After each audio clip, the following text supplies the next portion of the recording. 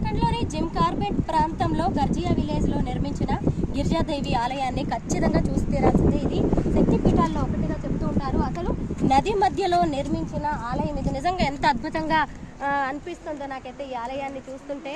అంటే ఈరోజు ఇక్కడ నిర్మాణ పనులు మరమ్మతులు జరుగుతూ ఉండడం వల్ల ఆలయానికి వెళ్ళే అవకాశం రాలేదు. ఆ మెట్లన్నీ ఎక్కి మనం వెళ్ళాల్సి ఉంటుంది. అసలు చుట్టూ ఒకసారి చూడండి, అసలు ఎక్కడ కూడా ఇలాంటి ఆలయం ఉండదేమో. ఎందుకంటే నది మధ్యలో, కోసి నది మధ్యలో నిర్మించిన ఆలయం ఇది. అది కూడా ఒక పెద్ద మట్టి పెళ్ళ మీద నిర్మించారు. ఎంత అద్భుతంగా అనిపిస్తుందో. ప్రకృతి ఎంత గొప్పది కదా. ఇక్కడ ఎప్పుడు ఏవో ఒక వరదలు వచ్చిపోతూ ఉంటాయి, కానీ ఈ మట్టి పెళ్ళలు ఇది మాత్రం అలాగే ఉంటుందంట. ఒకప్పుడు ఈ ప్రాంతాన్ని భారీ వరదలు అతలాకుతలం చేస్తూ ఉండేవంట.